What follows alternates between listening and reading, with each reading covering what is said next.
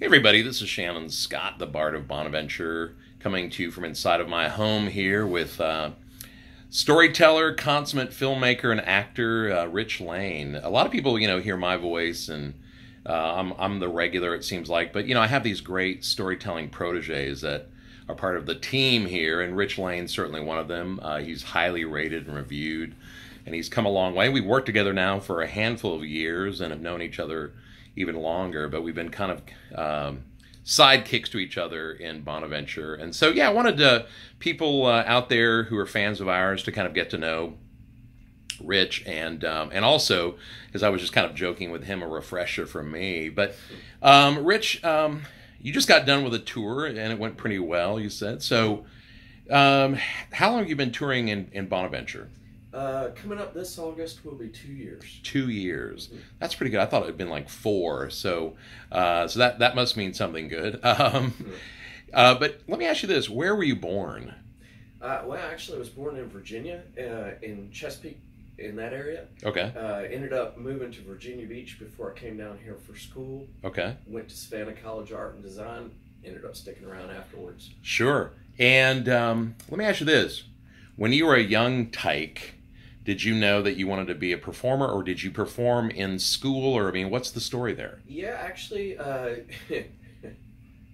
don't even remember what the play was for, but back when I was probably about that tall, I can remember that being in a play, and we were like cowboys or something with wagons we were supposed to pull behind us. Okay. And ended up with the smallest wagon in the group, which was kind of like, at that age, you're like, oh man, I wish I could get a bigger wagon.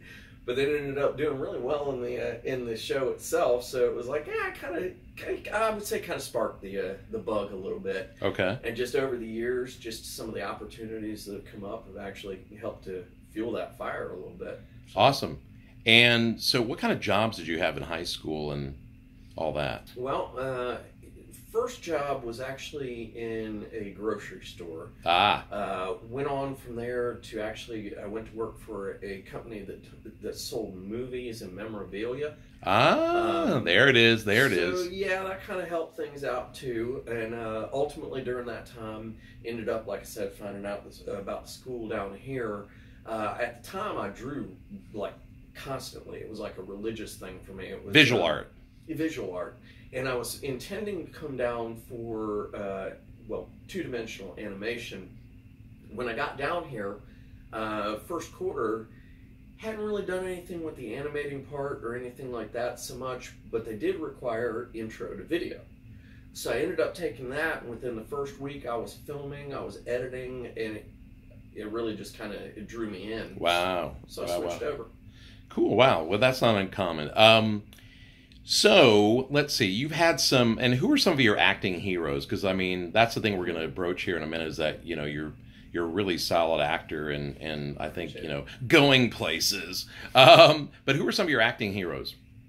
Jimmy Stewart definitely was a good start. Always used to watch, It's a Wonderful Life, Harvey, things like that. And I was always a little awkward around women, so I kind of naturally tended to sort of turn into Jimmy when I got around them. So, that was like one of the first impersonations I started doing.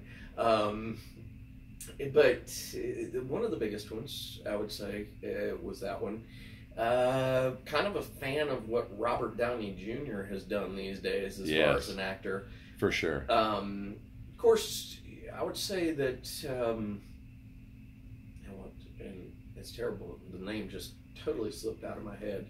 Johnny Depp. Johnny Depp is pretty interesting as an actor, too. Yeah. Just the different kind of characters he steps into. So, not to go into a long list of different actors. Right. No, I was just curious. But yeah, those are at least a few of them.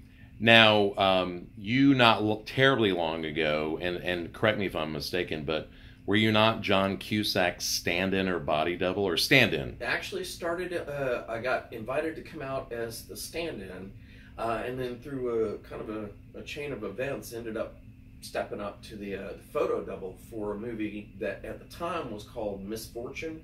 Now it's called Blood Money. And so yeah, if you see him running around at a distance and he's not doing any stunts or anything like that, it was probably actually me stepping in for it. So wow, very cool experience though. Wow, man, you are on the big screen. Yeah. So, and you've done some other feature film work, I believe, and also some commercials. Maybe some music videos. Ray music video? Put together a few music things for friends, but okay. Nothing. Oh no, I do take that back. I'm sorry. Yes, one was the Alabama Shakes video for a song called "Give Me All Your Love," and it was the gas station was the name of the short film. Right.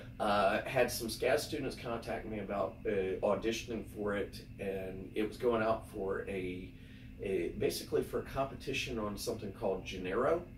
Okay. And I think that's how that's pronounced. Okay. But basically, they took second place for that, and that kind of started things out in a lot of ways. Nice. Really kind of kicked things off. So nice. Yeah. Okay, so, and you've been working for some time now on your own film about a down-to-earth superhero, and that the title's gone out of my brain. I apologize because I'm used to seeing it. The Enforcer? No. Suppressor. Yeah. That's actually my second feature-length script. The first one dealt with like the reality of the world of dreams, which is kind of interesting. But yeah, Suppressor I've been pushing for a while.